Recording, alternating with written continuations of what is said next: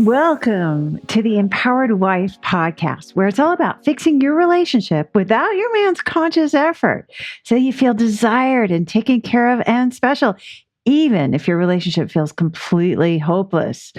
I'm Laura Doyle, and today I'm talking about 3 ways to resolve conflicts quickly. My guest, Clara, didn't feel loved or appreciated at home. Her husband was cold, sharp, and distant. She was so frustrated that he had plenty of time for gaming, but none for chores. She tried using the 6 intimacy skills, but found they didn't work on her husband. Finally, she had an aha moment, and now her marriage is sweet and tender, and her man helps with everything in the house. He initiates conversations as he knows she loves to talk, and he appreciates her for everything she does. She's going to share what she realized and how she changed everything in her marriage for the better. And then I'll be giving out the worst relationship advice of the week award, which is something I absolutely believed in the bad old days that made me think my marriage was over. All that is coming up. But first, let's talk about 3 ways to resolve conflicts quickly. How do you end wall-to-wall hostility in a hurry? Well, when you're fighting and bickering and snapping at each other, you just want it to stop. You want him to understand where you're coming from and make him realize that it's ridiculous to keep arguing. Or else you find yourself imagining how nice it would be to just be alone with no one contradicting or finding fault with everything you say.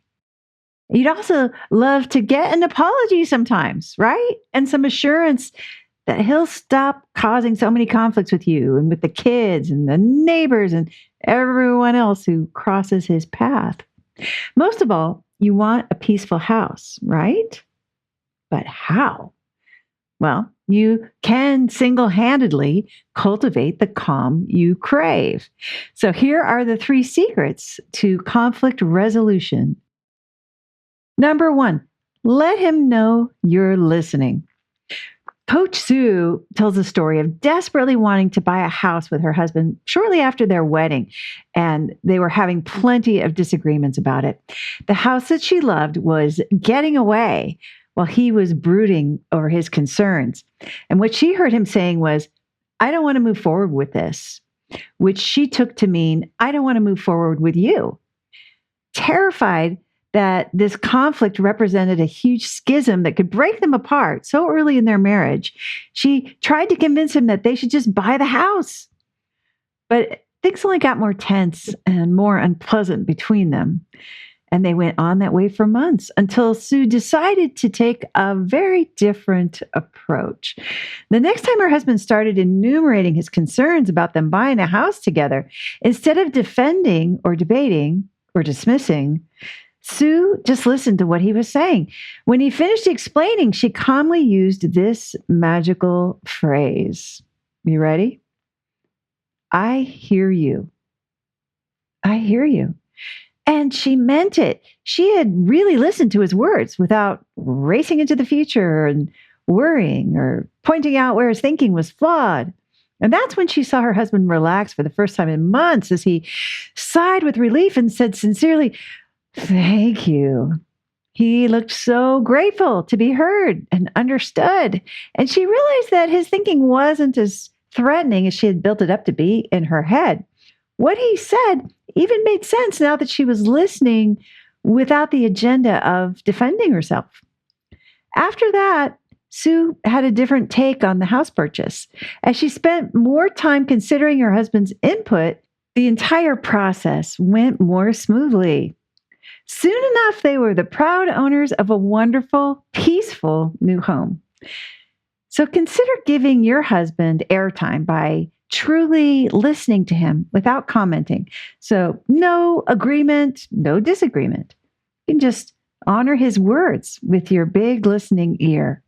Simply letting him know that you hear what he's saying and that what he says is important to you will work wonders in restoring the peace. Number 2, say how you really feel. When Jessica's husband woke up on the wrong side of the bed one morning and had only negative, mean-spirited things to say, she felt like she couldn't win. Finally, she pointed out that he was grumpy because he'd been drinking the night before. And that did not help matters at all. They exchanged hurtful barbs nonstop all morning, and Jessica was furious at him for taking his bad mood out on her. As a student of the six intimacy skills, Jessica decided to regroup and ask herself how she felt and what she wanted. And the answer was she felt mad. Her husband seemed like the biggest jerk on the continent. She wanted to tell him exactly how she felt: attacked, unsafe. But she knew those aren't actually feelings. Those are just thinly veiled blame. Those are just criticisms: attacked, unsafe. So she wisely said nothing for the moment, and she again asked herself what was true for her, how she felt. And she realized that under her anger was hurt. She was hurt and loneliness. She felt loneliness too, as she longed to feel close to her husband again. So, to clean up her part of getting in the way of that closeness, she first apologized for being disrespectful when she had criticized him for drinking. Then, since saying he had hurt her would just be criticizing him again, she simply said, "I'm lonely and I miss you." And then something amazing happened. Her husband apologized too for being a jerk. He hugged her reassuringly, and just like that, the connection was back. Number 3, let him listen to his own conscience. Marla had been using the intimacy skills for a while, and the fighting in her marriage was way down. But sometimes she still saw her husband having heartbreaking conflicts with their kids.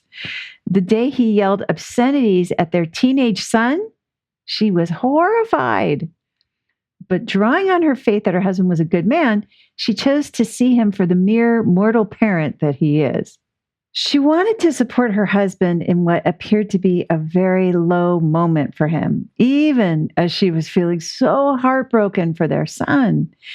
She knew that this swearing tyrant was not the man her husband aspired to be, so she did something that surprised even her. She gave him a hug. And then she went off in search of self care to distract herself from the conflict between her man and her man child. No one was more surprised than Marla was when just a few minutes later, the conflict was over. Her husband was sitting on the bed with their son, speaking quietly, and they were both crying. By showing support for her husband and then stepping aside instead of trying to mend this conflict, Marla left room for him to hear his own conscience. And apparently, it had spoken very loudly that he owed their teenager an apology because that's what he did. And then the teenager apologized too. Marla was filled with admiration for her husband for having the humility and the strength to admit his failings and ask for forgiveness. And her mama heart swelled that he treated their son with such gentleness afterward. What might happen at your house when you let your husband hear his own conscience? If you'd like to be my guest on the Empowered Wife podcast and share about how you fixed a struggling relationship using the 6 intimacy skills, I would love to interview you. Just go to lauradoyle.org/podcast-guest to let me know that you are willing to make a big contribution to ending world divorce by telling your relationship story. I look forward to meeting you. That's lauradoyle.org/podcast-guest. My guest Clara didn't feel loved or appreciated at home. Her husband was cold, sharp, and distant. She was so frustrated that he had plenty of time for gaming, but none for chores and housework. She tried using the 6 intimacy skills, but found they didn't work on her husband. Finally, she had an aha moment. And now her marriage is sweet and tender, and her man helps with everything in the house. He initiates conversations as he knows she loves to talk. And he appreciates her for everything she does. It's literally a dream come true. She's going to share what she realized and how she changed everything. Clara, welcome to the Empowered Wife podcast. It's great to have you here. Thank you so much, Laura. I'm so excited to be here. So tell us what things were like in the bad old days. Oh my gosh. The bad old days, I rarely don't I don't think about them anymore just because they were so far away now, but they were honestly really lonely and they were beyond frustrating. I would often feel super emotional and needy, and I felt like my dignity just flew out the window because I would beg, I would plead, I would just like make him love me and listen to me, and it would just be like, "Can you just listen about my day?" Or "Can you even do some chores around here?" And I would try to talk about my feelings with my sisters, but they would give me advice like, "You need to set boundaries, and he won't know how to act if you don't set those boundaries and control his actions." And even following this advice and trying to control everything, I felt the gap between my husband and I just become bigger and larger and deeper than I ever thought it would. And so I felt hopeless, I felt empty, and I just wanted the relationship we had before we got married, even. Mm. So tell me, I love this part about the boundaries because I think we all fell for that, right? We all got the information that we had to send. I call them boundamatums, right? Where we'd say, you have to do this or else I'm going to not, like this proves you don't love me if you don't do this or something like that. What kinds of boundaries did you set with your husband? I would set boundaries like, if you can't do chores, then you can't game. Or if you Uh, don't help me with or listen to me about my day, then I'm not going to listen about your day, sort of thing. And it came out of anger and a lot of hurt because I wanted to be listened to and I wanted to be loved. And I felt hurt when he wouldn't do that because it seemed to me that he wasn't loving me or he didn't care. And so that was the thing. And I thought boundaries would work, but they totally didn't. yeah. And your sisters, they meant well, right? When they were telling you, they were They just trying did. to give you support and advice to help improve things. Um, but it kind of backfired, it sounds like. It did backfire. Yeah. And it was just horrible. This constant loneliness, this constant neediness for him. And I felt like I was totally becoming the opposite version of myself, just lonely, empty, frustrated, resentful, and I hated it every second. And was there a moment where you thought, okay, we can't go on like this? This is just too painful. Yeah, yeah. There, I can remember the exact moment when this happened when I just thought I couldn't go on. And it was when my husband and I were married 4 months. We had just gotten married, and he had just gotten his first job out of college. And so his schedule was just crazy, and his hours were absolutely nuts. He'd work day shift, he'd work night shift. It was just all over the place. And it was hard to juggle our relationship that moment because I had just started nursing school as well. And so having both of those kinds of schedules was hard to collaborate when we could spend time together and do chores, do things we needed to do around the house.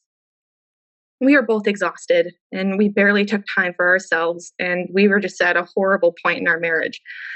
And I would often say things like, "You never spend time with me anymore," or "You don't care about what I'm doing around the house. You don't care about anything." Or I'd say, "I'm doing everything around here and I deserve some recognition." And looking back, I was just like, that sounds so mean, but I would say those things out loud. And even with me being honest about my feelings, he became really distant, really cold, and he'd often give me the silent treatment, which I hated. I hated it. It was horrible. And I continually looked at his faults. And like you say, Laura, what you focus on increases. So I'd focus on his faults. I'd focus on the things he wouldn't be doing. And they just kept piling up. And I struggled a lot as I tried to help him by telling him how to do things or say things.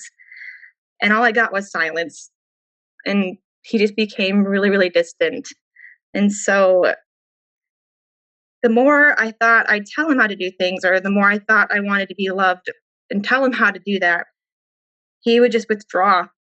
And so at that point, I was scrolling through Facebook, and lo and behold, your book came on an ad or something. And I remember thinking, this just isn't a coincidence. I have to click on this.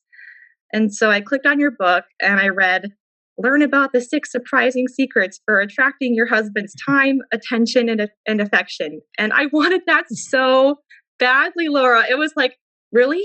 I can have that? Like, that's for real? And so I clicked on it and I found it at my local Barnes and Noble. And so I hightailed it to Barnes and Noble that day. I picked it up.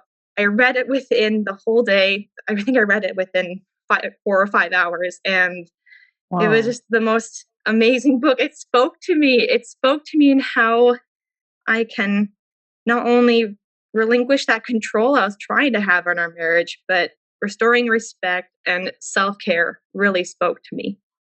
Wow. You read the book in 4 to 5 hours. You were ready. You were hungry. It was, it's it was something you'd been seeking, it sounds like, without knowing, exactly what you Absolutely. were looking for. And what was the first thing that you started to do differently? Well, actually, let's step back for a second. So what did you get out of that book? It's 6 surprising secrets. What were they surprising? What really struck Some of you? them were like, especially self care. I read that one and I'm like, yeah, right. That's not going to help at all because Right. taking care of yourself won't change anything in my marriage. But I started with that one because the book not only explained what self care was, but how it's done properly. Self care, we think that it's just like, oh, getting a mani pedi and thinking things will be all rosy colored and rainbows. But that's not it. I think the purpose of self care is doing the things that make your soul happy and realizing that when you're happy, your outlook becomes a lot different and better in your marriage. And so, plus, your husband fell in love with a woman that's fun and having a good time and isn't grouchy. So, when you do self care, it makes you into that woman you want to be. Yeah. So you started with that. So you got a little more fun. I sure did. I really did. And um, it's funny because when I started doing self care, I remember the specific time when I was doing self care. I was taking a bath with a bubble bath because I love bubble baths a lot. And my husband, I love to read in the bathtub. It's one of my favorite things, and I do it often. And so I forgot my book in my bedroom and in our bedroom, and I had asked him, I'm like, "Can you grab my book for me?" And he's like, "Sure." And so he grabbed my book, and I just had this thought, I'm like, maybe you could ask him to read you. That would be really cool. And so had the courage, and I was a little scared to ask because most of the time, he was just saying no to even spending time with me. And so I was like, well, we'll see. I asked him, like, will you read out loud to me? And he's like, well, maybe another time. And I was just kind of like, I was a little bit heartbroken. And initially, I wanted to be like, but I'm doing so much for you. Why can't you do this one thing for me? But instead of saying that, Laura, I said, whatever you think. Mm. And immediately after that, his entire countenance changed and his face softened. And he said, you know what? You do so much for me around the house. You're working hard as a nursing student, and I would just love to do this for you. And my heart just melted. And I'm like, wow, self care really does work. All the skills work, but this one was just really got things going in our relationship. And so he read to me while I was in the bathtub, and it was just a beautiful moment. Wow. I love that he said the exact words that you were longing to hear out of his mouth. That's pretty amazing. I hear that you didn't really feel like the results from the skills were all that you were hoping for in the beginning. Yeah, actually, I'd say those phrases and I'd express gratitude. I would restore respect by respecting what he would think and say and choose. And I did all the things, Laura. I Okay. even had checklists. Okay. I was that controlling, I guess. And so doing all the things, even then, he would just give me the silent treatment sometimes. He wouldn't even tell me or make any reactions to if they were working. So I had no indication if they were. And even when I would say, I miss you or whatever you think, or I hear you. things, phrases like that that are in the book. Still nothing. And it was hard because it's been on for a long time before I started seeing results. You weren't getting a good response from him at all. It's just the silent No, treatment, except for this one moment in the bathtub, it sounds like. that was the start of not only seeing the skills work, but it was like my hard work was being paid off. So to me, it Yeah. was like, oh my gosh, they are working now. I can't quit now because I was so close to just throwing the towel in. So how long would you say you were trying these skills before you got to see any glimpse of hope that this was gonna work for you? It was about 3 months. Wow. So what kept you going? Why would you keep going if they weren't really working? The one thing that kept me going was the fact that the skills were changing me, and I could see them changing myself to become the woman that I was before we got married. I felt like myself again. I felt like my soul was being fed. I felt happier. I felt more peaceful, and I felt less inclined to control things and more inclined to control what I could control. So myself. So you started to see like, oh, there's that woman I used to know before I got married who was so much fun. So you just enjoyed the effects it was having on you, it sounds like. I did. And even then, I told myself, I'm like, well, maybe I might start seeing results, but it's not my timetable. I'm just going to keep doing what I can on my side of the street, keep that clean. And eventually he'll see that I'm not only a better woman, but I'm changed. And even if he doesn't say that, I know in my heart I would have changed and I am a better woman for it. This is you had tremendous commitment to doing these skills. So you're doing this all by yourself with a book, it sounds like. Yep. Okay. And so what else did you start to I mean, I hear a lot of skills, you were saying whatever you think. Oh, you mentioned a checklist. Which checklist was that? Oh, just a checklist of the skills like relinquishing Oh, control, self care, gratitude, being vulnerable. I would just keep that checklist of those skills on a piece of paper just to see if I'm practicing them every day. really? Every day. I love that. Okay, so and there's only 6, so that's the nice part, right? You can be like, okay, which one should I try today, right? So Yep. you Yep. were doing that and then it sounds like you finally got a breakthrough. What happened? Yeah. So the other day, it was, I see little breakthroughs every time since the bathtub experience.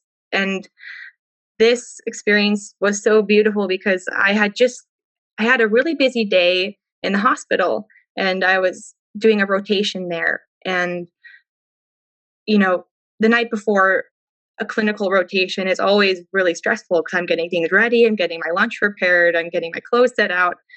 And instead of telling him how I want things done or like, you need to do the dishes before I go, that night I had done something different. And instead of telling him like there was a big sink full of dishes and a big piles of laundry to be done, and I told him instead of saying you need to do these because my day is going to be really tiring and exhausting, so it's your responsibility. But instead of saying that, I said I'm going to I'm going to work tomorrow. These are here. I would love if you could do them. And I expressed my desire in a way that inspires. And I was like, I hope this works. I read all about it in the book. And so he he had responded, okay, sounds good. And so I was like, okay, well, I didn't expect him to do it. I didn't make him do it. And if it wasn't done, that's life. And so the next day I come back from work and I'm tired, I'm exhausted. And not only had he done the dishes, he had folded the laundry, he had made dinner, and he had filled up the bathtub for me with warm water so I could take a bath when I got home. And I just fell in love with him all over again because I'm like, man, this really does work. Expressing your desires in a way that inspires. I just thought, wow, like I looked at him like, thank you so much. You take care of me so amazing. And I'm so, so grateful to have you. And he just thought his face just changed. And he said, you know what? I'm just so proud of you and all that you do. And I don't tell you enough. And so I'm going to make a better effort to do that. And this had been a sore spot for you that you didn't feel appreciated for all that you were doing Yeah. before. Yeah, it And you was. certainly didn't feel taken care of or like he was doing enough with the chores. And here you come home and he's done everything and filled the tub for you because he just wanted you to be able to relax after a hard day at work. Wow. So you got some really amazing results. He wants to be your hero. Yes. And that's what I realized, that if I try to control him, he's not going to want to be my hero and love me the way he wants to love me. And I just got to let him know by expressing my desires so that he can know and be my hero. Wow. And that's probably what you did when you were falling in love, I bet. Yeah, all the time. And somehow I got lost along the way when we got married, thinking that boundaries were key and I need to tell him how to straighten up and act it and do his life right, you know? Right, right. So do you ever get tempted to set boundaries now? The only time I ever really feel tempted is when I feel like I'm empty myself. So when I'm tempted to control or set boundaries, it's because I'm not doing well and I haven't done that self care and I'm empty. And I have to look within myself and be like, what am I afraid of? And is it worth the intimacy I'm going to lose if I try to control this? And so in those moments, instead of going to him about everything and trying to control his life, I try very hard just to go immediately to self care. Even if there's dishes or if there's laundry or even homework to do, I just go right into self care and then everything just falls back into place. Wow, I'm amazed. So when you feel the urge to set a boundary, you realize that means you're empty and you need self-care, and that's what you give yourself. So you're really taking such good care of Clara in that moment. That Absolutely. and then after you feel full from your self-care, does that temptation to set the boundary go away? It definitely fades and it's not as strong as before. And I can have a better perspective that, okay, I can step back and not look at it through a controlling lens, but a realistic lens, and asking myself those questions, like, and answering them. What am I afraid of? Why do I want to control this? What's really bothering me? And is it worth the intimacy that I'd lose if I try to control this? And once I answer those questions, then that temptation fades and it just goes away. Wow.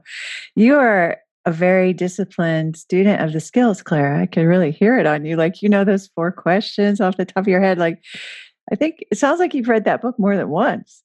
Yes, multiple times, in fact. Wait, and which book are we talking about? Which book did you read? The Empowered Wife. You did read The Empowered Wife. Okay, I love that. So, if you could go back in time, well, okay, actually, first let's talk about this. So what is your relationship like now? Oh my goodness, Laura. My relationship now is exactly what I dreamed it would be before we got married. He listens to me.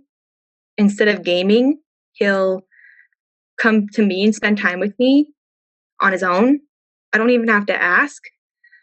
He does the dishes for me because he wants to. He listens to my day. I'm a big talker, so and I love to be heard. And so he's really good at listening. And he's Wow. even implemented some of the skills without me even telling him. He'll say whatever you think. He'll be like, I hear you all the time. And I'd have to chuckle because, not only the skills are changing me, but they're changing him as well.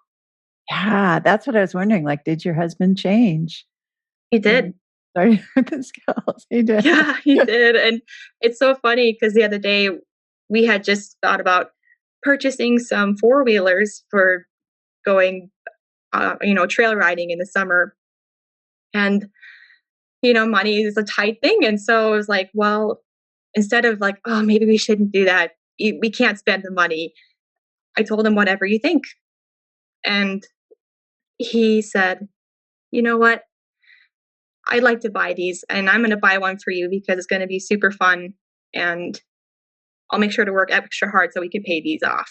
And so it was just like, it was amazing. And then when he asked me about the quads later, the four wheelers later on, he's like, "So what do you think about that? Are you sure you're okay with that purchase? Like, are you sure?" And I had said, "Whatever you think, and I trust you."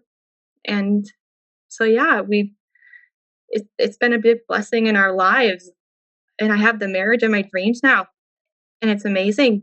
And no longer am I looking at his gaming as an escape for me. It's more like he's coming to me for things, and I don't have to beg. I don't have to plead with him to be with me.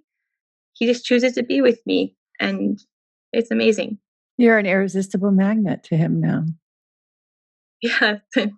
Yes, it does feel it's interesting you say an irresistible magnet because he'll say that. He'll be like, "Man, you're just so happy today." Or, "Oh, you're just glowing today." Like, or "You just look so good in that." And or things like that. And or he'll be like, "You're just so beautiful today." And he'll say things like that randomly in texts or throughout the day, and it just makes my whole day. So you might be a supermodel that he's married to now. Sounds like it. You feel like one, I feel like one, yeah. right? That is awesome, Clara. I love that. What would you say to yourself if you could go back in time and tell yourself something that you know now that you didn't know before? What would it be? Oh my goodness. I would probably say to take self-care seriously and know that your husband wants to love you and he wants to make you happy. And I forgot that along the way because I just thought he was doing these things to get get at me or not appreciate me or just be mean like that. But relationships require patience and compassion. And if you're exhausted, you give yours little chance of thriving or even growing. And so that self care piece is huge. And by knowing what your heart wants and saying yes to it, you're getting your dignity back. So Wow. it's amazing. Yeah, I love that. You're just a walking, talking example of what that looks like. So, and what's your tip? So, for a woman who's saying, my husband just games, he gives me the silent treatment, he doesn't help out at all. I do everything, he's taking advantage, he doesn't care about my happiness. What's your tip for her? How should she get started to create what you have where he seeks out your attention and tells you you're glowing and you're so beautiful today and he wants to buy you quads so you guys can ride together? How should she get started? I would start first with self care and finding those activities that bring life back into your soul again. Try to focus on you first and then try the other skills. Because once you're happy, the skills don't seem as daunting or ridiculous or that they won't work. Did they seem ridiculous, like they won't work at first to you? They did initially because I had said thank you for things he'd done. I had been vulnerable with him. And even when I was vulnerable, it was like he was stepping all over my heart and sometimes it'd be really hurtful. And so I just thought, well, those aren't going to work, but I'll give them a shot and I'll start with self care first. And once I did, the other skills not only seemed to just fall into place, but once you're okay, the skills seem manageable. Start bit by bit and know that you're doing an amazing job, even when you screw up sometimes. I've had many, many screw ups myself. So, Right. No marriage is perfect still. You're not the perfect wife yet. But you'll let us know if you ever become one, right?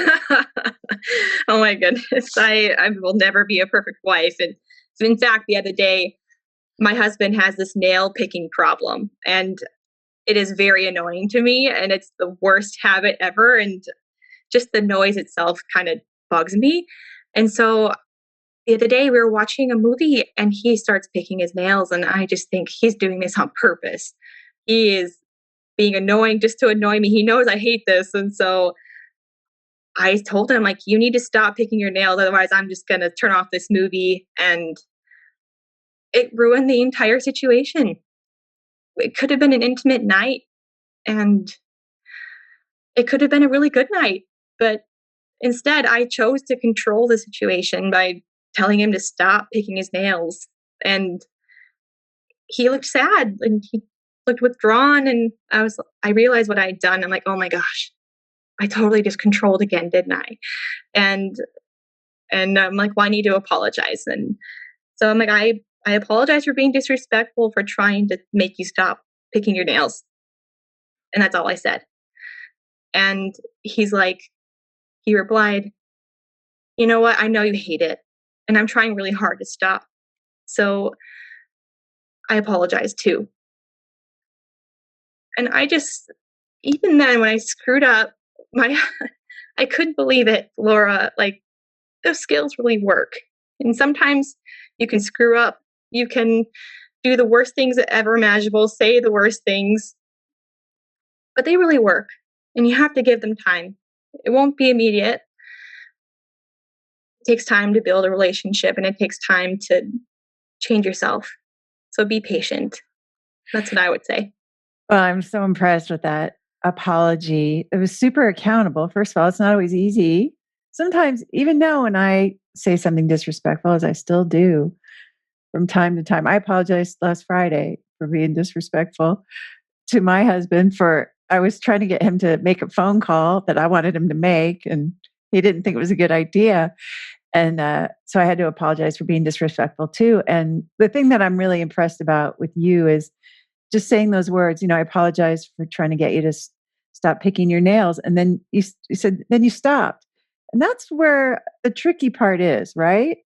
The stopping. Yes. I Because just want to keep talking and right. keep talking. What would you want to say if you were going to keep going? What would you want to say? If I were to keep going, I'd probably say, I apologize for being disrespectful about picking your nails. And I'm just trying to help you and help my sanity so I don't become this grouchy lady that you don't like. I'd probably continue off something like that. Yeah. And then it kind of gets murky. It's almost like then you can make another disrespectful comment at the end of the apology. And then it's like, then you got to apologize for that one. And so it takes a lot of self-control to stop at the end of an apology, like you did just then in that example. So it's a beautiful example. I absolutely love your husband's response. Sounds like you got a great husband. I do. He's the man of my dreams through and through. And I can't believe I did those stupid things in the beginning. And I just look back now and I'm like, wow, if I hadn't gone through those things though, I wouldn't have found your book and I wouldn't have found these skills. And our marriage, I don't know what it would have been like if I hadn't found your book. And I'm thankful for them now. And I look back on them and I try to be better every day. And I'm a mere mortal woman too. I have so many mere mortal woman experiences, but I try every day. And that's what I think counts. And your husband sees that. Yeah, it does. It sounds like he really appreciates that effort and he's mirroring you. He's saying some of the things back to you, like I hear you and whatever you think. So it's so sweet. And can I ask how long have you been married, Clara? We will be married for 3 years this April. Okay, so kind of from my perspective, newlyweds still, right? It's still Absolutely. But I yeah. think too, in your book, I always refer to your book because it's amazing. But I the examples in there are women who have been married for a long time, 20 plus years, or maybe second marriages. And for me, I'm like, well, where's that, demographic of like women who are struggling in their newlywed years? I have so many friends who struggle and they're newly married like me. And I share with them your book and I've shared with many people your book and it just changes everything. And so I think it doesn't matter if you're newly married or if it's your second marriage or if you're divorced. These skills can totally be a blessing and change the whole relationship and atmosphere of your marriage.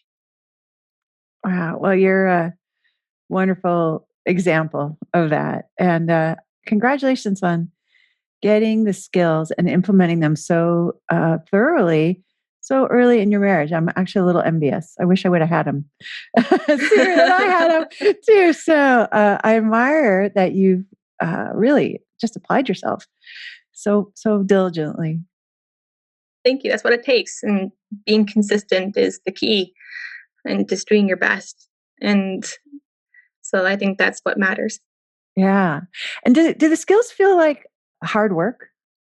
Initially, yes, I would feel like I'm just putting in so much effort. And I would think, I'm just doing so much work on our marriage and he's doing nothing. And it didn't seem equal to me in the beginning. But it's again comes that controlling piece. The only person you can control is yourself. And so whenever I started going down that road of I'm just doing everything and me, and I'm the best and I'm doing everything, I would go back to that self care piece and stop whatever I was doing and do some self care. And that helped a lot. Yeah. And then it didn't feel like such hard work, it sounds like. Yes. Yeah. So it sounds like the part that was exhausting is trying to control. That was the exhausting piece. And when I would even try to control, I would feel a lot of needless emotional turmoil. And it just, I would be exhausted every day. And it seemed like more work. And it just was not a great place to be at. And so, yeah, that self care piece is where I started. And that's where I always turn back to when I'm tempted to control. Back to basics. Yep. How has having a marriage where you feel loved every day, how's that impacted your work? I go to work now and my clinical rotations, as I'm not a nurse yet, but I'll be graduating here soon. Um, I go to those rotations and I go there feeling peaceful. And I don't carry that emotional baggage with me to work. In fact, I go there and I feel really peaceful. I look forward to coming home so I can be with him again.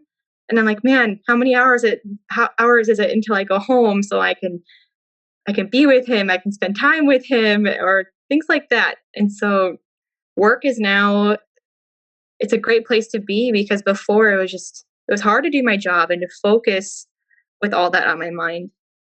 And so it's been awesome. Well, fantastic. Congratulations. You are a very accomplished woman and wife, Clara.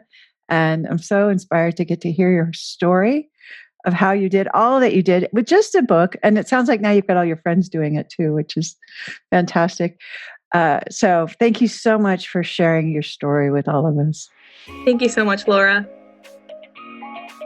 If you'd like to be my guest on the Empowered Wife podcast and share about how you fixed a struggling relationship using the 6 intimacy skills, I would love to interview you. Just go to lauradoyle.org/podcast-guest to let me know that you are willing to make a big contribution to ending world divorce by telling your relationship story. I look forward to meeting you. That's lauradoyle.org/podcast-guest. And now it's time for the Worst Relationship Advice of the Week award. It's the worst relationship advice of the worst relationship advice. Yeah, it's the worst relationship advice of the worst relationship advice of the week. And the advice that I find most abhorrent this week is from an article where the author lists 14 ways to tell that your marriage is over. All of them hogwash. So I had a really hard time choosing. I picked this one, though, where she says, if you feel more excited and more at peace at the prospect of being free of your partner for the rest of your life than remaining in this marriage, then it could be time for a divorce. And at the end of the article, she says, if your marriage is not over, she will help you fix it. But in the posts below the article, someone wrote, thank you, my marriage is over. And then a bunch of people wrote, same. same after that. So I don't think she's having the effect of inspiring people to fix the situation they're in. She's more like sucking out their hope by just listing the common pain points that are in every marriage that is struggling or broken.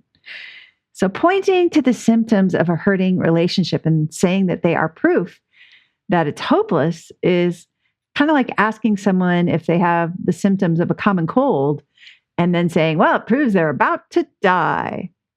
It's absolute baloney and a pile of hogwash topped with a dollop of drivel, and it vexes me greatly. The reason I picked the part about feeling more excited at the prospect of being free of your partner for the rest of your life out of this steaming pile of signs is because I remember having that exact feeling before I found and started practicing the 6 intimacy skills and I got the connection framework. I remember thinking, I just need to end my marriage and find a better husband, and then I can be happy because that's how it works. Whew, I'm so relieved because it would have been so tragic to divorce the love of my life and take my controlling know-it-all self to the next relationship where I would have found myself in a very similar, if not the exact same, inflatable boat with a hole in it that I was already in. Because wherever I went, there I was. Kept running into myself.